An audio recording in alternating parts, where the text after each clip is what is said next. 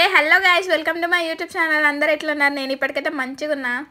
బాబాయ్ ఇంటికి వచ్చేది ఈడైతే ఒక రోజు అయిపోయింది. ఎక్కడో అక్కడ పోయి ఈడుండి ఏం చేస్తాను, ఎక్కడితో పెద్దాని ఇంటికి పోదామని ఈడికైతే వచ్చినాయి. పోయేసరికి ఇద్దరు అన్నలు మెషిన్ రిపేర్ చేస్తారు. పెద్దమేమో మామిడి పండ్లు పట్టుకొచ్చి ముందర తినమని పెట్టింది. ఆఖరికి మా బుడ్డది కూడా తింటుంది. రిపేర్ అయిపోయాక ఇద్దరు అన్నలు ఊరికి పోతా అన్నారు. పోయేటప్పుడు మా అక్కకి అదే మా వదినకి మ్యాక్స్ మా సైడ్ అందరు వదినల అక్కనే పిలుస్తాం. పెద్దన్న ఒక పని చెప్పి అయితే పోయిండు. అదేమరా అంటే ఇదే విత్తనాల ప్యాకెట్లు సంచిలో నుంచి తీసి సెల్ఫ్లో సెట్ చేయమని అక్క చేస్తున్నా. నేను పోయి ఒక చెయ్యి వేసిన, నేను ప్యాకెట్లలో తీసిస్తుంటే సెల్ఫ్లలో సెట్ చేసేసింది.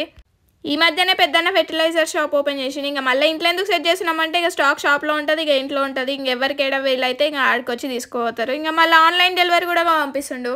ఇది సీజన్ కాబట్టి మంచిగా సేల్ అయితే ఇచ్చేటప్పుడు ఈజీగా దొరకాలి కనబడాలని దేనికి దానికి ఒక సెల్ఫ్లో సెట్ చేసేసినాం. ఓపెన్ చేసిన సంచులు ఉన్న ప్యాకెట్లోనే పెట్టమన్నాడు. మిగతా అవన్నీ పెట్టేసి మిగతా సంచులలో టేబుల్ మీదకైతే షిఫ్ట్ చేసేసినాం. మా బుడ్డ దీడికే వచ్చి చదువుతుందంట. అన్ని ప్యాకెట్లు ఒక్క ప్యాకెట్ తీసుంటే అన్నీ పడుతున్నాయి, దాన్ని తిడుతుంది. మీ షాప్ పేరు ఏం పేరు?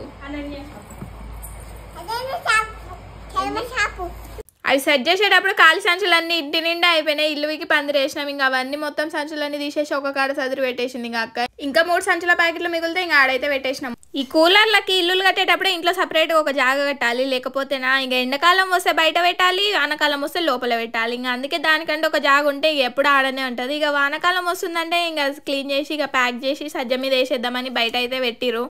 మన ఎండాకాలంలో కూడా వర్షాలు పడేసరికి కూలర్లో నీళ్ళు అట్లనే ఉండిపోయినాయి. ఓవర్ వాడనందుకు అందులో నీళ్ళు దిద్దామని నట్లు కూడా వీకినా తీసుంటే మా పెద్దమ్మ వచ్చి నువ్వు దియ్య కమ్మలు నేను తీస్తే అని తీసుకొని తీసేసింది. అంతలోనే ఇద్దరు అన్నలు అయితే వచ్చేసిరు. మా కష్టానికి గప్చుపు చేపలు పట్టుకొని వచ్చారు.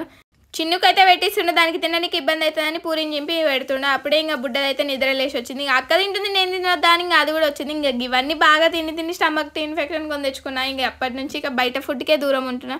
అప్పుడు గంత ఘోరంగా తిన్నా కాబట్టేనేమో ఇప్పుడు అవన్నీ చూస్తేనే మొహం కొట్టేలా అవుతుంది. అందుకే ఏవైనా లిమిట్గానే తినాలి. రెచ్చిపోయి తింటే నాకైనట్టే అవుతుంది. మేమందరం అవతల గప్చుప్లు తింటే మా చిన్ననేమో ఇవతల ఫ్యాన్ ఫిట్ చేస్తుండే. నేనైతే స్క్రూలు వీకే వరకే చేసిన. నాకు ఫిట్ చేయడానికి వస్తుంది అని మా అన్ననైతే తెలిసి మా అన్న ఫిట్ చేస్తుండే. పొద్దుగాల నుంచి దాన్ని ఎత్తుకోలేదంటే బుడ్డదాన్ని ఇప్పుడు ఎత్తుకొని బుడ్డదాంతో ఆడుతుండే. అదైతే అందరి కాడికి వస్తుంది, ఏం ఏడవనే ఏడవదు అసలు.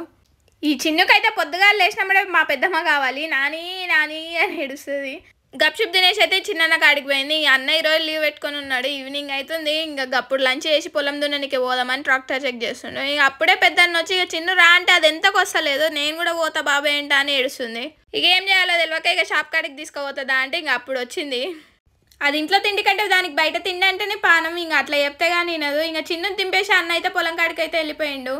చిన్నుని పెద్దనైతే పట్టుకోవేయండి. లోపలికి వచ్చి చూసి అక్క అయితే ఏడుస్తుంది. ఏమైందంటే ఉల్లిగడ్డలు కోసి పాపం కళ్ళు మంటలేస్తున్నాయి అంటే. చెప్పినా కదా మా అన్న మా కోసం మా కష్టానికి చేపలు గప్చుప్ పట్టుకొచ్చిండని. అవే చేపలు కూర చేసింది, ఫ్రై చేసింది. ఇవన్నీ వేసి పాపం మలిచిపోయింది. ఆయన మొహంలో నవ్వు మాత్రం మాత్రం తగ్గలే. నాకు ఒక అలవాటు ఉంది, మొత్తం అన్నం అయిపోయినాకనే లాస్ట్కి ముక్క తింటా మంచిగా నిమ్మలంగా కూర్చొని. అట్లయితేనే మంచిగా తిన్నట్టు ఉంటుంది నాకు. మార్నింగ్ అన్న ఆఫీస్ పోతుంటే నన్ను కూడా డ్రాప్ చేయమండి. నన్ను ఇంటికాడ డ్రాప్ చేసి అయితే పోయారు. Okay bye, take care, make sure to subscribe.